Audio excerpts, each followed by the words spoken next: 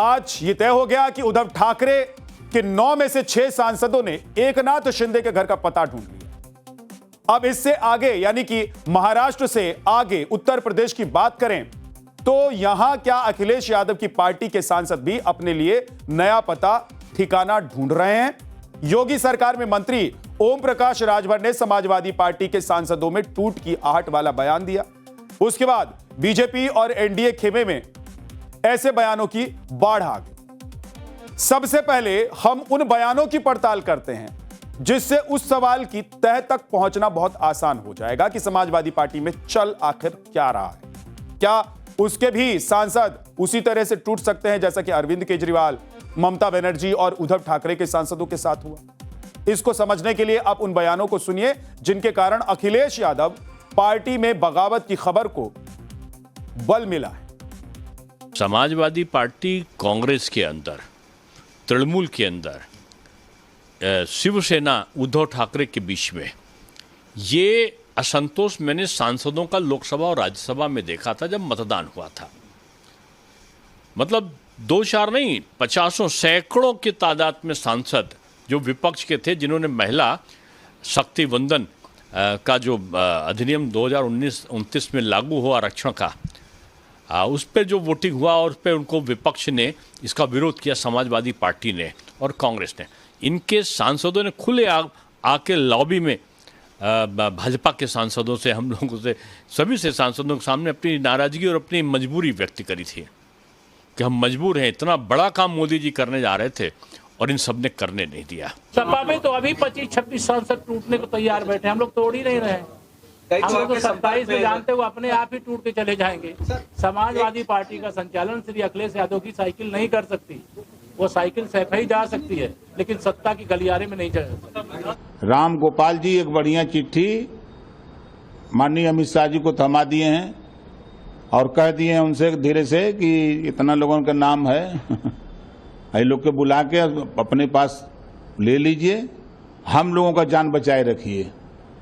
और नहीं तो हम तो कह रहे हैं कि राम गोपाल जी इसका खुलासा करें, उस चिट्ठी में क्या लिखे हैं। विचारधारा के जितने भी सांसद हैं समाजवादी और कांग्रेस में, वो सभी लोग कांग्रेस के, हाँ कांग्रेस उत्तर प्रदेश के सभी लोगों के लोग मिलते रहते हैं कि साहब मौका दिलाइए और दिल्ली में बात कराइए। हिंदुत्व विचारधारा की आपने बात करी तो लगभग ये डेफिनेटिव एक नंबर तो होगा। आप खुद टीचर हैं, बताते हैं, तो गिनती में तो आप बता सकते हैं। बारी बारी आते रहते हैं तो बारी बारी आप तो एक बार तो आएंगे, आप तो क्लास लेते हैं, आप पढ़ाते हैं, आप तो बता सकते हैं कितने सांसद होंगे, संख्या बल एक लमसम में। अरे हमको लगता है 2 दर्जन से कम थोड़ी होंगे आज के दिन। 2 दर्जन समाजवादी पार्टी और कांग्रेस के सांसद शामिल होना चाहिए। आपने सुना कि बीजेपी और उत्तर प्रदेश में उसके सहयोगी दलों के नेता कैसे बता रहे हैं कि समाजवादी पार्टी टूटने वाली, उसके सांसद बीजेपी और एनडीए के संपर्क में। बल्कि ओम प्रकाश राजभर ने तो एक ट्वीट करके माहौल को और गर्म कर दिया कि बगावत का नेतृत्व कोई बागी बलिया कर रहा है। बागी बलिया की कहानी हम आपको आगे सुनाएंगे, लेकिन पहले आपको सुनवाता हूं कि अखिलेश यादव को पार्टी के अंदर सांसदों में कैसे खलबली मची हुई है उनकी पार्टी में, और उसके बारे में गोलमोल बात करने वाले अखिलेश यादव के इस बयान को सुनिए, फिर इसका मतलब भी समझा। भारतीय जनता पार्टी इसी तरीके से काम करती है और कई दलों को तोड़ चुके हैं। उत्तर प्रदेश में अगर आप देखेंगे तो उत्तर प्रदेश में भी समाजवादी पार्टी के कई विधायक, एमएलसी, राज्यसभा उन्होंने तोड़े थे। क्या स्वार्थ रहा होगा, क्या लालच रहा होगा, क्या डर रहा होगा, और लालच दे करके, डरा करके वो कुछ भी कहे जाने वाले लोग, जो डर जाएगा वो अपना दल छोड़ के चला जाएगा। अगर बीजेपी से मुकाबला करना है तो बहादुर लोगों की टीम होनी चाहिए। अगर अखिलेश यादव के बयान को डिकोड करें तो लगता है कि टूट का डर उनको भी सता रहा है।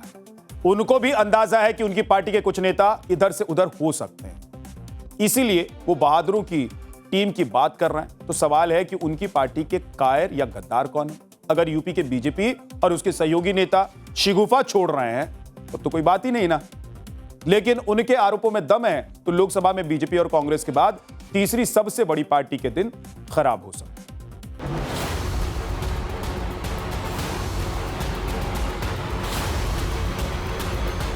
वो कहते हैं ना कि राजनीति में न कोई स्थायी दोस्त होता है न दुश्मन, बल्कि राजनीति के रिश्ते सत्ता के स्वार्थों से बंधे होते हैं।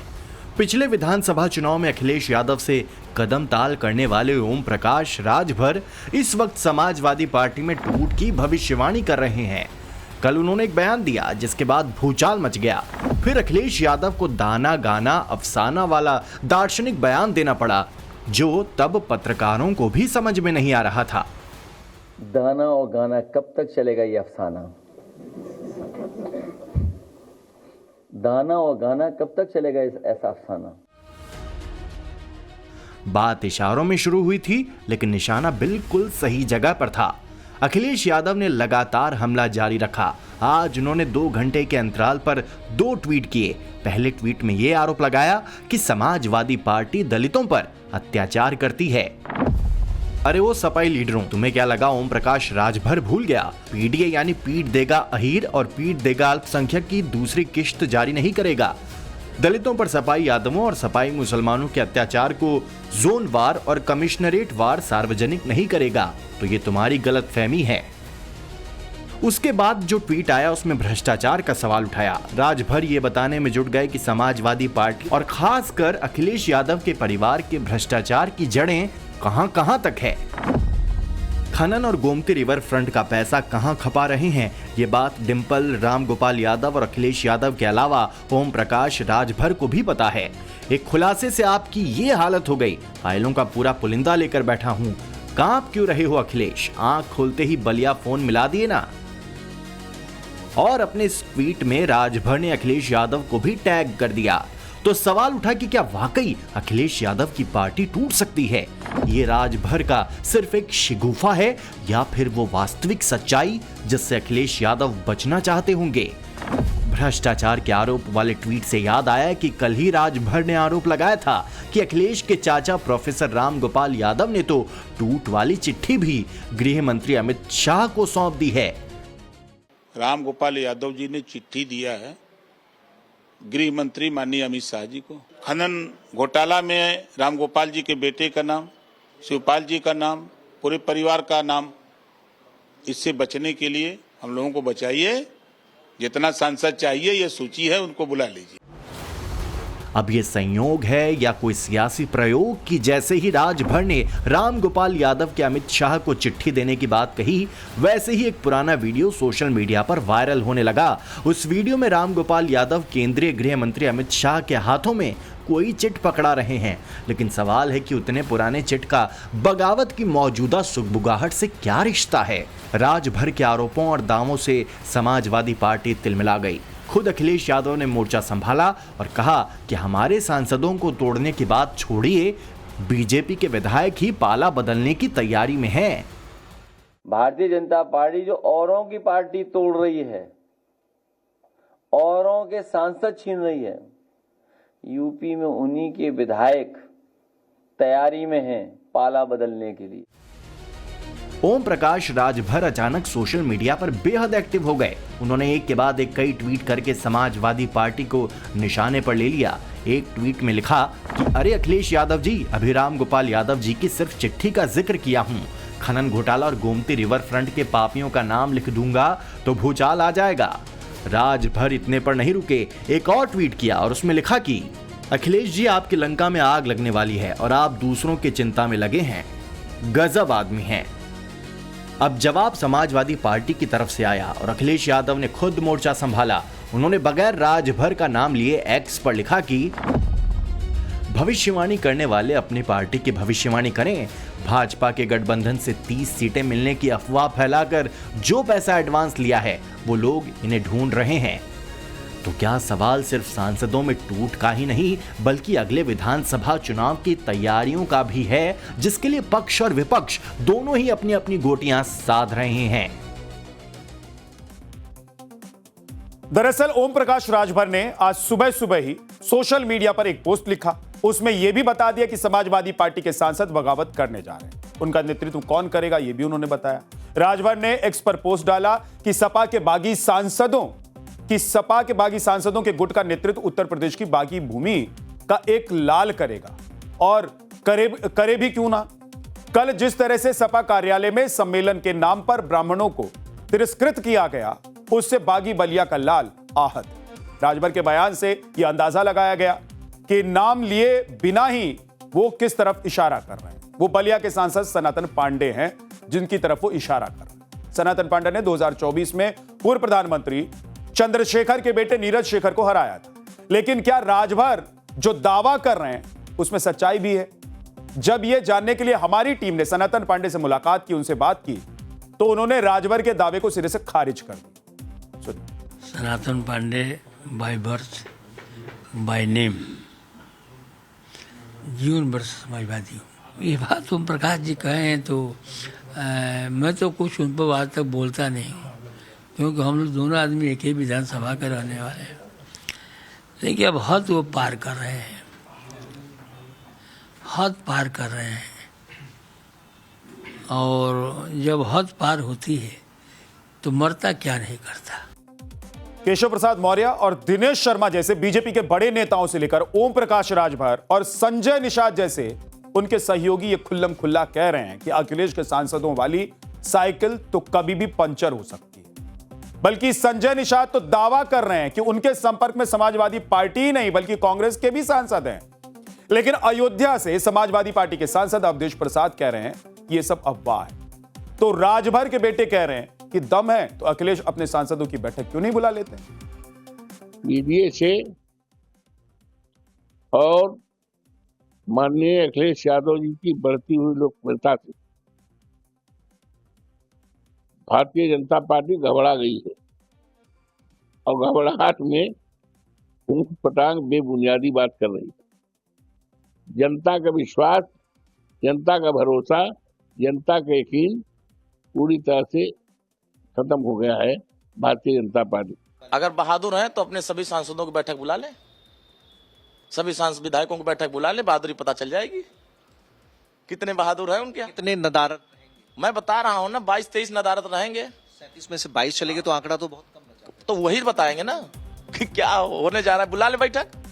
अब देखिए कि 2014 के बाद से ही समाजवादी पार्टी की स्थिति लोकसभा से लेकर विधानसभा तक सुधरी है, बल्कि बीजेपी के सामने विपक्षी दल के रूप में समाजवादी पार्टी अकेले ही दिखाई दे रही है। 2014 के लोकसभा चुनाव में समाजवादी पार्टी के पास 5 सांसद थे। 2019 में मायावती से हाथ मिलाने के बावजूद अखिलेश को फायदा नहीं हुआ और 5 के 5 ही सांसद रह गए। लेकिन 2024 में कांग्रेस का साथ मिला तो अखिलेश की साइकिल भी दौड़ने लगी और कांग्रेस का हाथ भी मजबूत हो गया। दूसरी तरफ विधानसभा चुनाव की बात करें तो 2017 में समाजवादी पार्टी 47 सीटों पर आ गई थी, लेकिन 2022 में बढ़कर 111 हो गई ये सीट। लेकिन अब विधानसभा चुनाव के मुआयने पर जब पार्टी खड़ी है तब उसके सांसदों में टूट की खबरों से खलबली मची हुई है। अब देखते रहिए कि अखिलेश अपने सांसदों को बचा पाते हैं या उद्धव ठाकरे की तरह गद्दार कहकर अपनी भड़ास निकालने को मजबूर हो जाते हैं।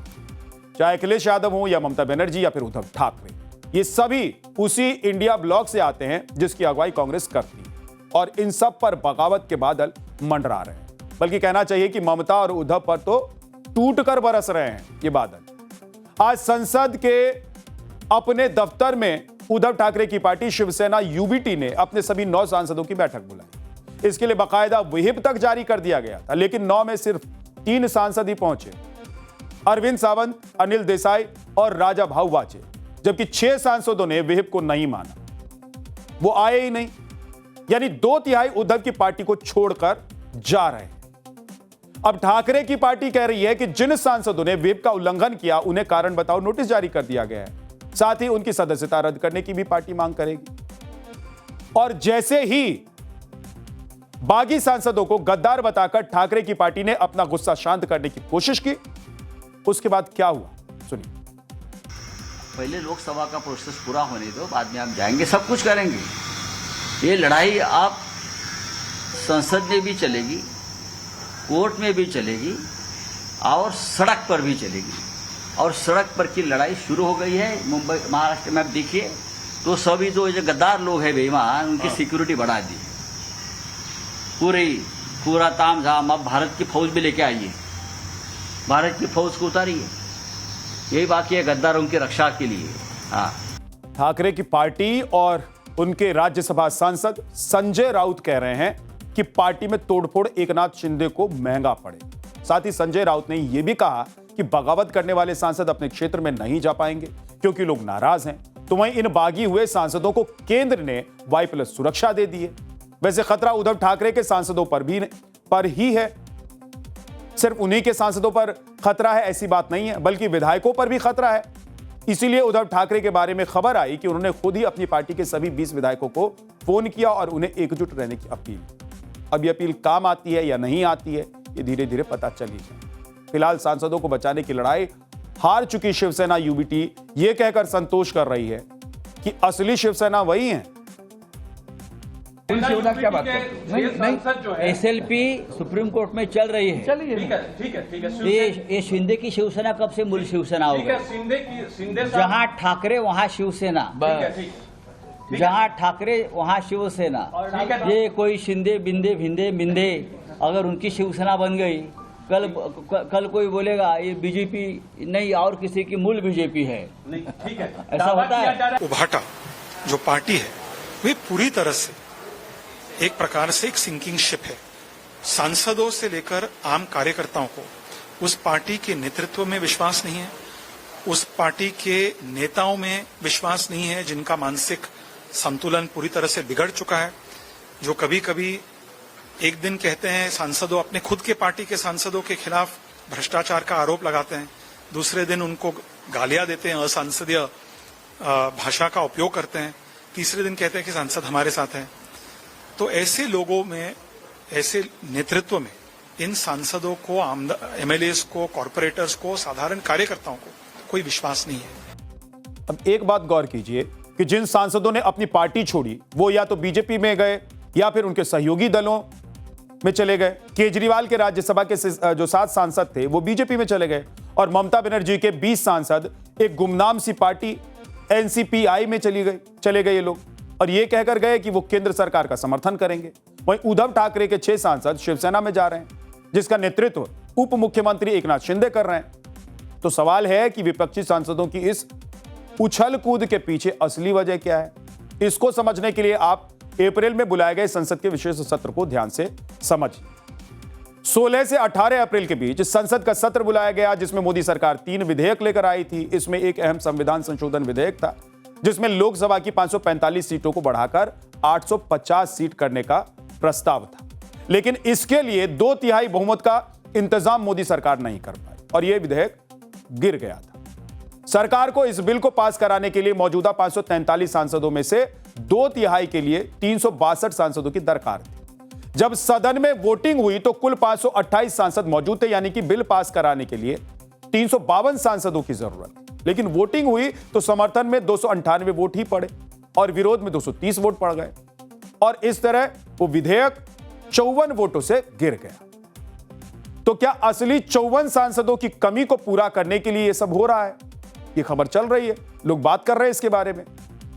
लेकिन अभी देखें तो लोकसभा की स्थिति क्या है, इसको भी एक बार आपको आंकड़ों के जरिए समझा देता हूं। इस वक्त लोकसभा में सत्तारूढ़ यानी कि एनडीए में बीजेपी के 240 सांसद हैं, वहीं सहयोगी दलों में टीडीपी के 16, जेडीयू के 12, शिवसेना शिंदे गुट के 7, एलजेपी रामविलास के 5 और 12 अन्य सांसदों का समर्थन है। ये सारे मिलकर 292 होते हैं, यानी कि कुल बहुमत से 20 ज्यादा है। और उस पर से टीएमसी से निकलकर जो एनसीपीआई में गए हैं 20 सांसद और शिंदे खेमे में जा रहे उद्धव ठाकरे के 6 सदस्यों को अगर जोड़ दें तो एनडीए का आंकड़ा 318 तक पहुंच जाता है। यह संख्या भी 2/3 बहुमत के लिए जरूरी 362 की संख्या से 44 कम है। लेकिन तमिलनाडु में कांग्रेस से बुरी तरह नाराज स्टालिन की डीएमके जरूरत पड़ने पर एनडीए को अपना वोट कर सकती है और साथ दे सकती है। और डीएमके के 22 सांसद हैं, फिर भी 22 सांसदों की कमी दिखाई दे। ये 2/3 सदस्यों की जरूरत सरकार को लोकसभा सीटों को बढ़ाने के मकसद से डिलिमिटेशन के लिए जरूरी है।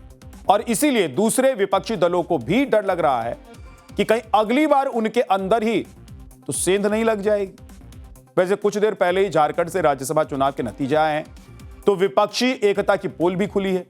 एक सीट जो जेएमएम ने जीत लिया है, जबकि दूसरी जो सीट है, दूसरी सीट पर एनडीए समर्थित परमिल नाथवानी ने जीत दर्ज कर ली, जबकि कांग्रेस के उम्मीदवार प्रणब झा को हार मिली है। ऐसी यूपीए के पास 56 वोट थे और दोनों सीटों को जीतने के लिए 56 वोटों की ही दरकार थी। तो सवाल है कि यूपीए में किन लोगों ने भीतरघात कर दिया कि प्रणब झा हार गए?